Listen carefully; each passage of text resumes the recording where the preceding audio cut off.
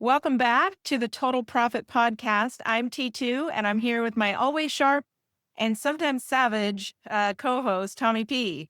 And today we are tackling one of those topics that nobody wants to say out loud, and that is the people problem. Yeah, let's face it, some of your biggest margin killers are walking around in your payroll.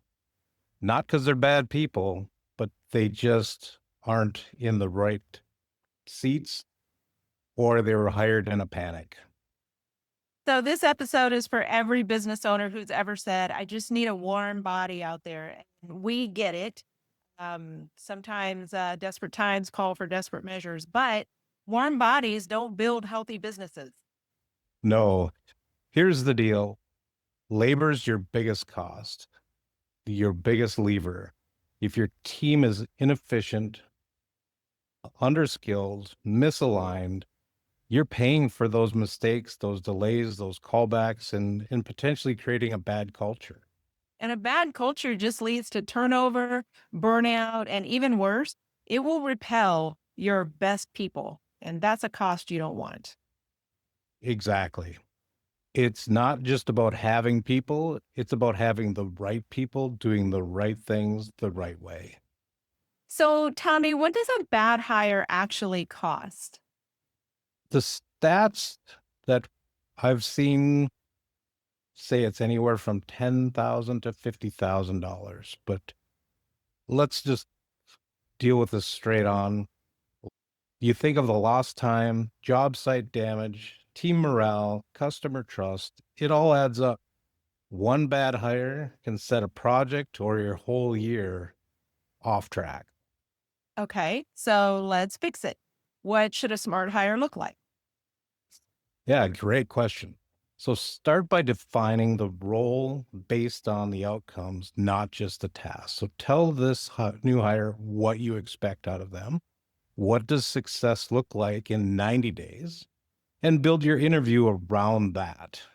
And make sure their pay lines up to your margins that you need to hit.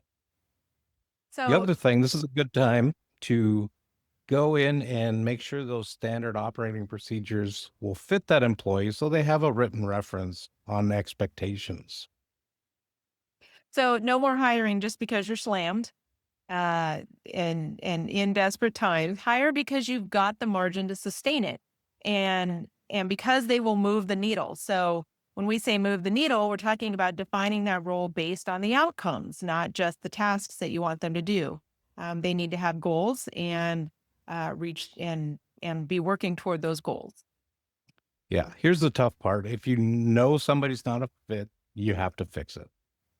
Keeping someone because they're loyal or you feel bad is just setting yourself up for margin sabotage. Yeah, loyalty is important. There's no denying that, but so is sustainability. And you have got an obligation to your business and your customers. Your business has to survive if it's going to keep paying everyone and continuing to be available for your customers. Exactly. So, right? Yep. So, this week's challenge is to audit your crew. Which members of your crew are moving the business forward? Who is draining your resources? And where do you maybe need to rethink rules or some of those performance expectations?